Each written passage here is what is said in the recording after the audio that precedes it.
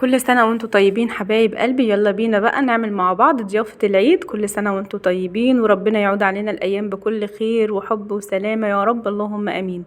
أول حاجة صلي على الرسول عليه أفضل الصلاة والسلام. ويلا بينا بقى نشوف الأمر، الحاجات الجميلة اللي أنا عملتها دي. أنا طبعا عملت قريبة وعملت بسكوت وعملت بتيفور والكحك. طبعا كل الحاجات اللي انتوا شايفينها دي أنا عملتها، بس للأسف ما كانش عندي وقت خالص إن أنا أشارك معاكم. زي ما انتم عارفين ان التصوير بجد بياخد وقت كبير قوي مني، فعلشان كده والله كنت حابه ان انا انجز لان كنت متاخره جدا. فقلت بقى اعملهم انا كده ايه في الخباثه من وراكم، بس بامر الله ان شاء الله هبقى انزل لكم ايه فيديوهات بعد كده لما اجي اعمل تاني. هنزل لكم الفيديوهات بكل التفاصيل عشان تمشوا بكل الخطوات. اللهم بارك اللهم بارك. الطريقه دي تحفه جدا. عايزه اقول لكم الكحك دايب والبسكوت كمان طعمه ما شاء الله اللهم بارك، وكمان الغريبه والبيتيفور بجد ولا غلطه. اللهم لك الحمد. طبعا الحاجه في البيت انضف واطعم كتير قوي من بره، انت بتبقي عاملاها بايدك وبتبقي عارفه انت حاطه فيها ايه. اول حاجه بقى خلاص حطينا بقى الكحك والبسكوت والغريبه والبيتيفور وقفلنا كده عليهم. وهنا طبعا بقى هنبدا نحط الشوكولاتات وهنحط السوداني مع بعض، وهنحط كمان اللب بقى والحاجات الجميله بتاعه العيد دي الفرحه بتاعه العيد بتاعتنا. تقدري تفرحي ولادك بحاجات بسيطه جدا في البيت. تقدري تعملي شويه فشار، تقدري تعملي ترمس. انا عملت ترمس برضو بس انا ما صورتهوش. عايزه اقول لكم الحاجات دي بتفرح جدا وبتحسي ان هو في تغيير جه عليكي. حبينا كده نعمل حاجات بسيطة ونفرح بيها البيت كده ونحس ان فعلا ان احنا في العيد.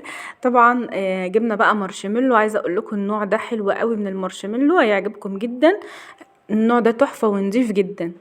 عايزه اقول لكم ده بالفراوله، وفي كده من جوه المارشميلو نفسه صوص كده من الفراوله تحفه في منتهى الجمال. وجبت طبعا بالفراوله وجبنا بالمانجا برضو. اللي بالمانجا تحفه جميل قوي ما شاء الله. عايزه اقول لكم ان هو من النوع النضيف جدا. ودي شويه بقى من الشوكولاتات كده، دي الشوكولاته اللي هي كوفرتينا. وجبنا بقى لب بقى، وعايزه اقول لكم السوداني بقى التحفه، وكمان لب ابيض. نبدأ بقى ان احنا نظبط كده ضيافة العيد معاكم زي ما انتم ما شايفين. حتى لو مش هيجيلك ضيوف انت اعملي كده لبيتك ولولادك وفرحيهم بأبسط الامكانيات. هنبدأ بقى ان احنا نحط الحاجات كده زي ما انتم ما شايفين. اللب بقى والسهرة الجميلة قدام مسلسل حلو. والله العظيم يا جماعة الحاجات دي بتفرق جدا في نفسية الواحد. بتحسي فعلا ان في حاجة جديدة عليكم. ما تنسوش طبعا لو وصلتوا معايا لحد هنا تصلوا على الرسول عليه افضل الصلاة والسلام في الكومنتات، وتحطوا تدعموني طبعا بلايك وتشيروا كده مع اصحابكم. اتمنى طبعا ان انتوا تدعموني لان طبعا الفيديوهات بتاعتي واقعه جدا جدا لان انا بقدم محتوى كويس. عايزه اقول لكم ان في ناس كتير قوي بتقدم محتويات وحشه قوي، بس ما شاء الله عندها يعني مشتركين كتير ولايكات كتير وشير كتير. انا بشوف كل الفيديوهات دي يعني. للاسف الواحد مش عارف يعمل زيهم، يعمل حاجات وحشه. لا احنا بنحاول ان احنا ايه نقدم محتوى حلو وهادف ومفيد.